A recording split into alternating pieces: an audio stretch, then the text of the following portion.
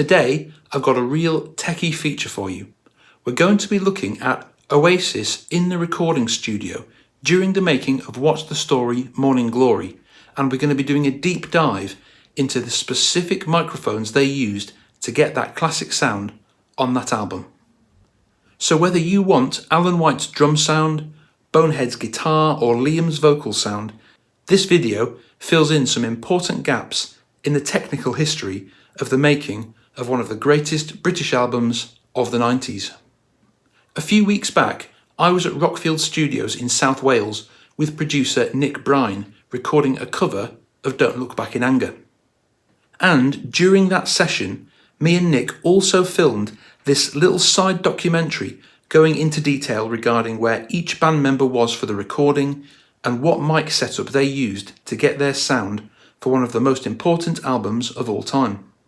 As many of you will know, OASIS recorded What's the Story Morning Glory at the Coach House studio at Rockfield where we filmed, and Nick Brine was the assistant sound engineer on those sessions. So let's start off by having a look at the drums and the mic setup and placement to get that Alan White sound.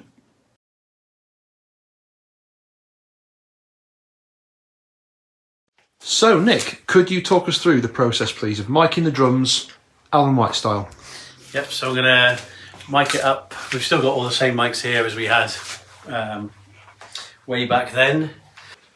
Yeah, so we're pretty standard, snare wise, 57 top and bottom.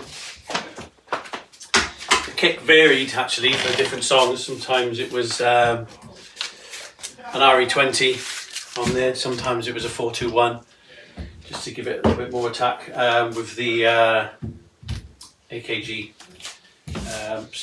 D112 inside the bass drum.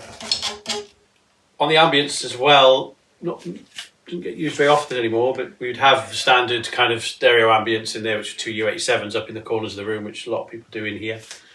I know it always did. But on that, we also had an SM2, Neumann SM2, which is a stereo mic, and we had that in the room. You can, that would move around. Mainly we just sit in front of the kit as this stereo, another pair of stereo ambience. So I'm just setting up the ambience. These are the Neumann U87s. We'll have stereo ambience in the corner of the room just to get as much of the room sound as possible. And then, as I said, we'll have the other ambient mic, which is kind of an extra addition, which not many people would use. And you don't see many of these. I don't see these in many other studios other than Rockfield. And this is the Neumann SM2. It's a stereo mic, so it has two outputs, and you can adjust the capsule.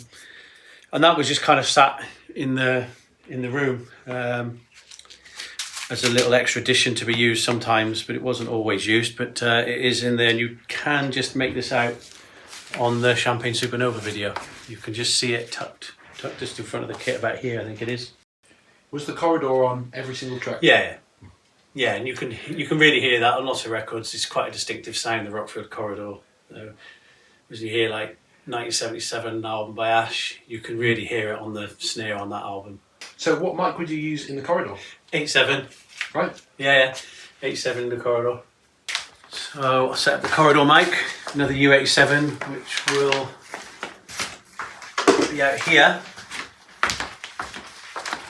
The Rockfield corridor is legendary for its reverb. Yeah, so we'll record with the door open and get as much drum sound out into this corridor.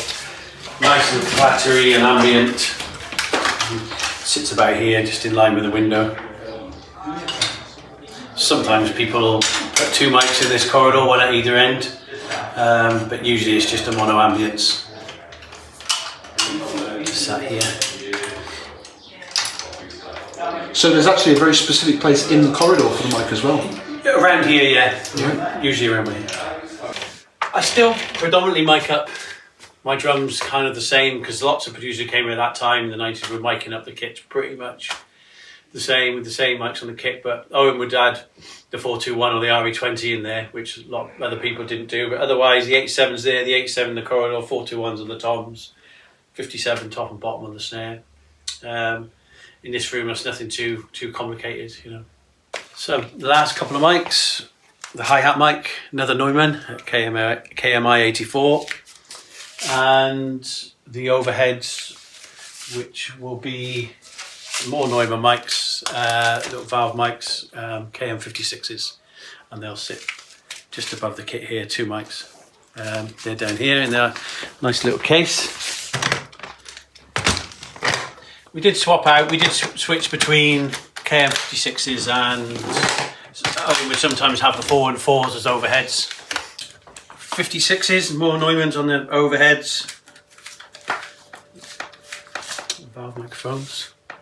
Sound amazing in this room on overheads. Sometimes we'd swap them out for 414s. I mean, we like to use 414s as overheads at times as well. But a lot of the time it was KM56s, and it's KM56s I pretty much use every time in this room as well. The KM56s, you just push them up, you don't need any EQ. They just capture the whole kit. They sound great.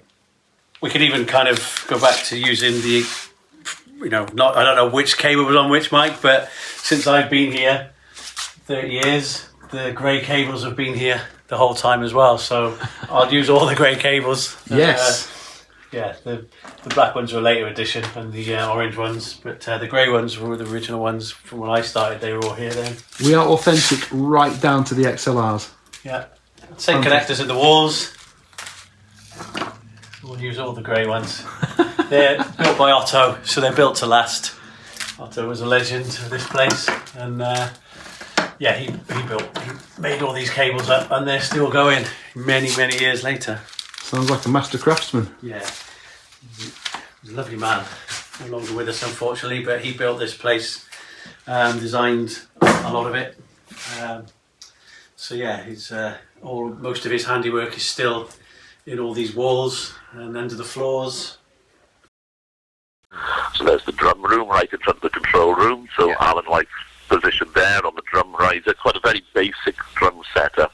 You know, you had a little Gretsch drum kit that I wasn't particularly fond of, but he loved. So it was very basic mic setup on it. Now, what exact kit was Alan using on the session? Because I've heard it was a Ludwig, I've heard it was a Gretsch, I've heard all kinds of different things. I've even seen someone selling one that was another one that I hadn't heard of. He had various kits here. Yeah, the Ludwig, the white one, the Gretsch kit, and a Rogers. Ah, so there was 3 kits. The Rogers, I mean, yeah, Owen wasn't particularly happy with the Rogers, but Alan liked the Rogers. The Rogers sounded good. He liked playing the Rogers, so it kind of switched on various tracks. So we ended up with the white kit for most of it. Right. The snare would change. The original kit we set up was the Rogers kit. Right. So that would be on roll with it. We started with that. Owen wasn't happy with that kit, and I'm not sure when we switched to the Ludwig. And there was various snares here as well. Oasis's producer, Owen Morris, does talk briefly about the mic setup in an interview with Richard Buskin on the Oasis podcast. However, he does admit that there is quite a lot he can't remember specifically. And so that means Nick is pretty much the only remaining source for the really specific stuff about how that classic album was made. Nick kept very detailed written records of his time with the band, sometimes even down to who had what kind of takeaway food that night. Some of the band members, however, could remember almost nothing about the sessions, so I'm so glad I was able to talk to Nick and get this information from him. So Nick, you were just telling me a little bit about when Noel came here to film Rockfield and how he genuinely actually couldn't remember quite a lot of what happened. Yeah, I mean, it was quite a quick session. They were working fast paced and he was working really hard. So it was like, he was kind of in bed in the coach house or in the studio, and he was like focused and working. And we were doing a track a day, so it was like constant recording. Everyone else was kind of down the pub and he was just recording. But yeah, he kind of had this vision. He said he just built his new studio in London, and he said, I could have just used this place. I didn't realise it was like this. He had this vision that it was just that pokey little room with the dead flies down there, because he was either in there or in the control room.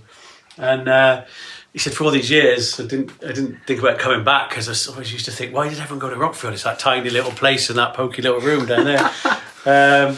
and like the other studio being over there and how big that is and that whole complex in that area, he didn't realise that was even there, I don't think. But the same with Liam. Liam remembered a few little things about the town and a few of the people from the town and the football match with Nigel Kennedy.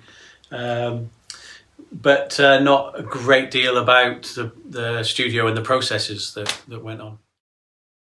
So that's the most complicated one out of the way, the drums. Let's move on now to talk about the bass.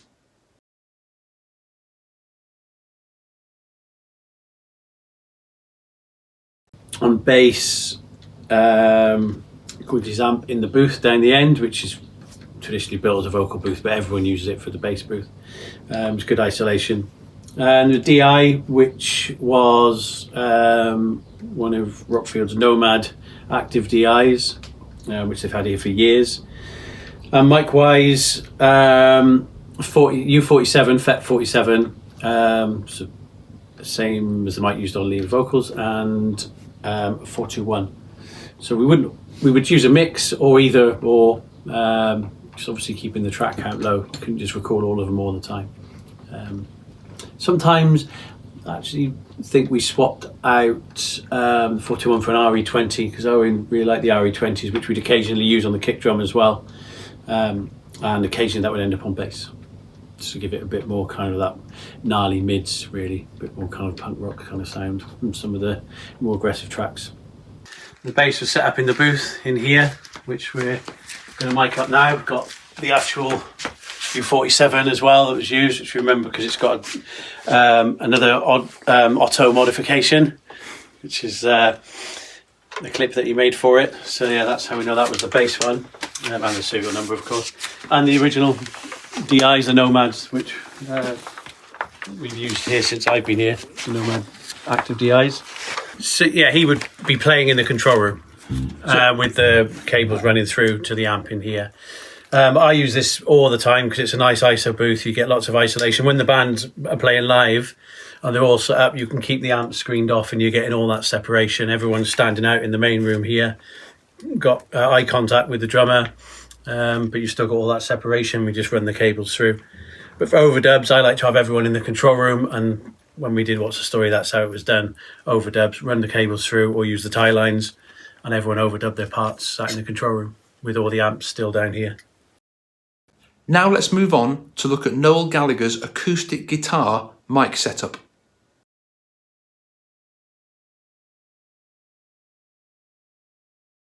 I had a little setup here for Noel to do the guide track. So he would sit here with the acoustic, we'd run him a click, and he'd put down the guide acoustic, guide vocal, just to a click track. And they were all done in here, just sat here, which is then where we ended up recording the acoustics as well. Apart from the only guide track we did differently was Wonderwall, which we did outside on the Wonderwall. And that was set up out there for the guide tracks. But otherwise it was all done in here. Yeah, we've got the pencil condenser there, the KMI 84 Neumann, which we're getting the nice bright top end out of on the acoustic. U47 FET 47, which we'd sometimes use the 4 and 4, which is no longer here, unfortunately. So it was usually between the 4 and 4 and the 47 on the acoustic setup, which is then the mic that we would end up using on vocals for Liam as well.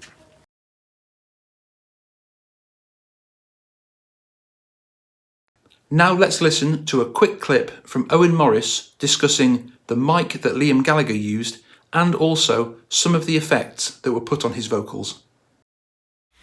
So Liam would have sang just to acoustic guitars, drums and bass. Yes. And he'd have done 4 takes of it. I was just doing 4 takes of him at the time and compiling quickly. Mm-hmm.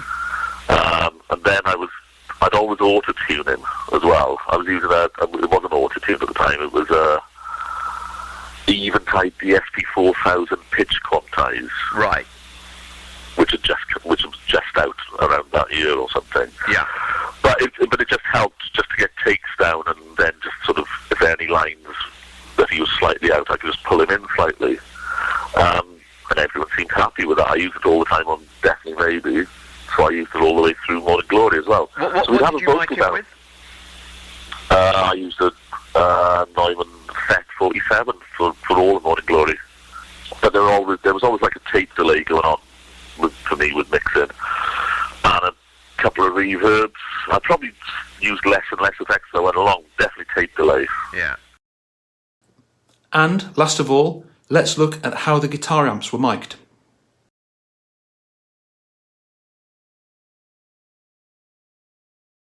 So Bonehead stuff was set up in the main live room where the piano is, and sort of similar to Noel really, 57 or a 421, because Owen liked to use 421s as well, and an 87 or a Neumann TLM170, which was Owen's preferred mic out of the two.